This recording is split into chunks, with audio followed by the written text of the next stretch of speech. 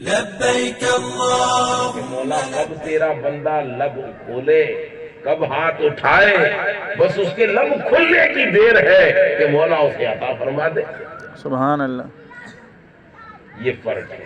دوسرا، جو کہے کہ میں اس کا بندہ ہوں، اس کا جسم ہے، اس کا وجود ہے، اللہ کا کچھ نہیں. وہ سب اس کا ہے. اس کی زبان بھی اس کی ہے، آنکھ بھی اس کی ہے، کان بھی اس کی ہے، پیر بھی اس کے ہیں، سب اس کا ہے.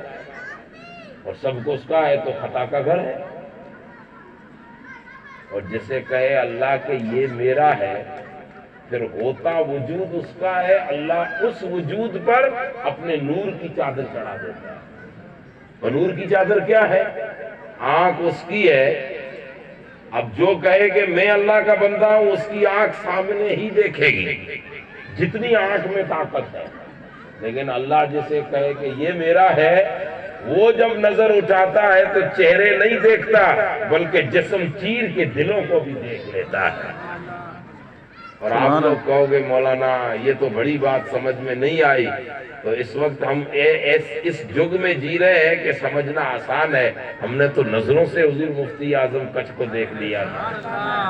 آپ یہاں سے سوچے باروئی سے نکلے کہ مفتی صاحب کی بیٹھک میں جانا ہے، آج مجھے یہ مسئلہ پوچھنا ہے. لیکن وہاں پہنچے تو لوگوں کے سروں کو دیکھ کے شرم آ گئی کہ پوچھوں کیسے. دل میں خیال آنے لگا بولنا ہے، لیکن ہیبت اتنی تھی بندے کی، روب اتنا تھا مفتی اعظم کچھ کا کہ بولنے کی سکت نہ ہوتی تھی تو دوسروں کو ٹھونسا ٹھونسی کرتے یار بابا کو یہ پوچھ یہ پوچھ. ہم تو سوچتے ہی رہ گئے. اس بندے نے وہی مسئلہ بیان کیا جو پوچھنے کی نیت لے کے ہم اتقوا فراست المومن انہ ینظر بنور اللہ. اور حضور فرماتے ہیں یہ مومن بندے، ہم کچھ والے کہہ رہے ہیں اس کے بندے، اور احمد شاہ وہ تھا جسے رب نے کہا تھا میرا بندہ. یہ ایک مثال ہے. جب احمد شاہ اس مقام پہ تھے تو ذرا سوچئے 800 سال پہلے جسے رسول اللہ نے بھیجا ہوگا وہ معین الدین کس شان کے ہوں گے. اور مولانا روم آگے فرماتے ہیں اسی بات کو لے کے کہ پھر وہ نظر اس کی نہیں رہتی، پتلی اسی کی ہے، لیکن اس میں کرنٹ اور طاقت اللہ اپنے نور کی ڈال دیتا ہے. خیال آپ نے یہاں کیا باروئی میں، خیالوں کو پڑھ لیا مانڈوی میں. آپ نے یہاں خیال کیا، پڑھ وہاں لیا. خیالوں کی تختی کو ہر کوئی نظر نہیں دیکھ پاتی، یہ وہی نظر دیکھتی ہے جسے اللہ اپنا نوری طاقت عطا فرماتا ہے. سبحان اللہ. مولانا روم فرماتے ہیں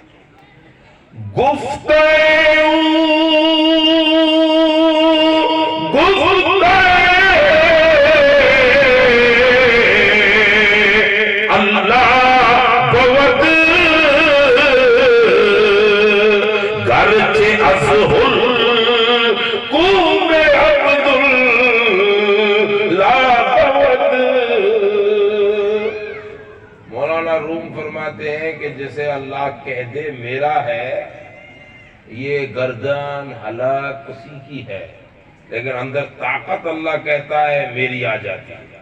اور اس طاقت کا حال یہ ہے کہ یہ اگر ہم کسی کو مردہ کہیں وہ مردہ ہی ہے، ہم کہیں کہ یہ میت ہے میت ہی ہے، ہم کہیں کہ لکڑی ہے لکڑی ہی ہے، ہم کہیں دن ہے دن ہی ہے، ہم کہیں سوکھا ہے سوکھا ہی ہے، ہم کہیں تو زبان اتنی کام کرے. لیکن اللہ جسے کہے یہ میرا ہے، وہ اگر ٹھوکر لگے اور کہہ دے نہ جانے کیا ہے تو آج تک نہ جانے کیا ہے، وہ خالی کہہ دے. اب ہم کہتے ہیں ڈاکٹروں نے کہا دیکھ لیا مشین لگا کے کہ پیٹ میں 2 مہینے کے بعد جو بیٹا یا بیٹی جنم لے گی وہ اپائج ہوگی، جو اولاد ہوگی اپائج ہوگی. وہ ڈاکٹری کہہ رہی ہے اپائج ہوگی، میڈیسن کہہ رہا ہے اپائج ہوگی، کمپیوٹر کہہ رہے ہیں اپائج ہوگی، فوٹو دکھا کے کہہ رہے ہیں اپائج ہوگی. یہ وہ 2 لوگ ہیں جو کہتے ہیں اس کے ہیں، وہ کہہ رہے ہیں اپائج ہوگی، سب کہہ رہے ہیں اپائج ہوگی. اور بندہ اگر کسی اللہ والے کی بارگاہ میں پہنچ جائے اور کہے کہ دعا کرو میرے گھر میں پہلی اولاد آ رہی ہے، میرے بیٹے کے گھر میں پہلی نسل اور وہ بھی اپائج، تو ایک دوسرے میں باتیں ہوں گی، پریوار میں ہوں گی، لوگ بیچاری بیٹی رو رہی ہے کہیں گے ایسی بہو آئی ہے جو اس طرح منوس ہے جو پہلی نسل کو ہی اپائج جنم دیا، اس لیے تھوڑی عزت جا رہی ہے، آپ کچھ دعا کریں۔ اور وہ اللہ کا بندہ ہاتھ اٹھا کے کہہ دے کہ اے مولا ان ڈاکٹروں کو نہ دیکھ، ان کی بات نہ سن، تیرا بندہ کہہ رہا ہے کہ اسے صحیح سلامت دنیا میں لے آ۔ اتنا کہنا تھا کہ اللہ تعالیٰ اپائج بچے کو ماں کے پیٹ میں ہی صحیح سالم بنا کر دنیا میں بھیج دے۔ یہ جو اللہ کے بندے کی زبان سے نکلا، رومی کہتے ہیں زبانیں تو سب کی وہی ہے، لیکن جسے اللہ کہے میرا ہے، اس کی زبان میں اللہ اپنے نور کی طاقت عطا فرما دیتا ہے۔ سبحان اللہ۔ اور یہ دنیا میں ہزارہ ایسے واقعات ہیں۔ اب ظاہر سی بات ہے کہ جو اچھا اس پر غریب نواز کی ایک بات یاد آ گئی۔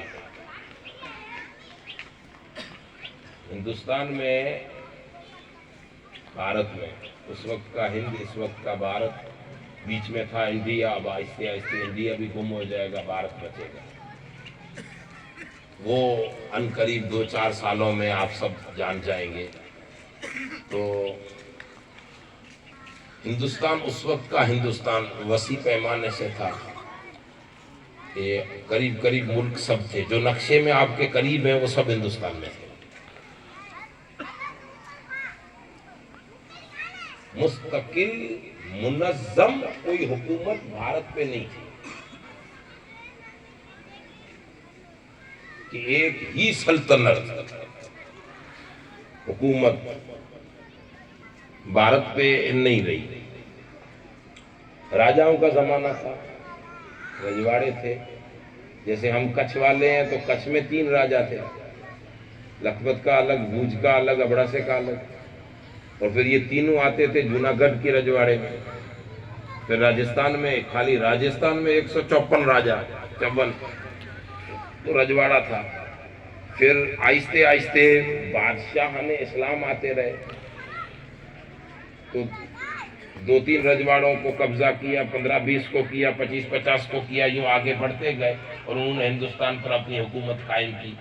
400 سال کے قریب حکمرانی رہی مسلمانوں کے پاس، مغلیہ شاسن رہا، لودھی شاسن رہا، اور کئی کے خاندان کے شاسن رہے۔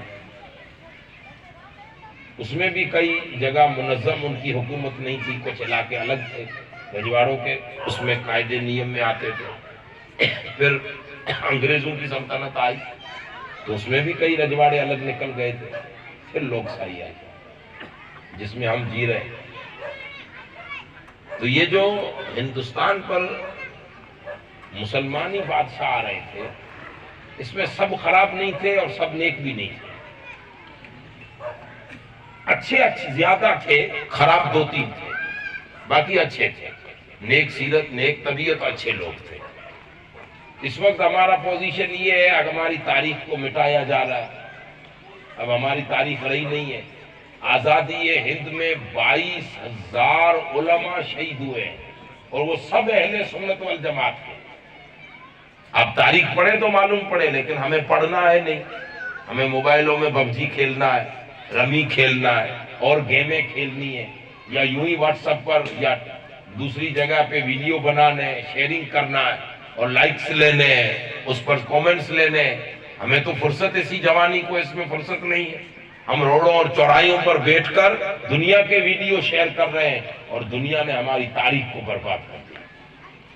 اگر ہم ہسٹری پڑھنے والے ہوتے، ہم تاریخ پڑھنے والے ہوتے اور ہم اپنی کاپی بناتے، ہم اپنی تاریخ پڑھ کے لکھتے جاتے، تو آنے والی نسلوں کو ہماری لکھی ہوئی تاریخ بھی معلوم پڑتی، اور جو کچھ ہماری تاریخ ہے وہ دنیا مٹاتی بھی پھر بھی ہمارے پاس محفوظ رہتی۔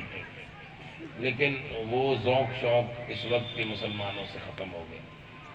جو قرآن ہے اسے نہیں پڑھ پاتے، تاریخ کہاں سے پڑھ پائے؟ اب اتنے سارے ہم مسلمان بیٹھے ہیں، صبح ہم نے جلوس بھی نکالا ہے غریب نواز کا، مجلس بھی رکھے ہیں غریب نواز کی۔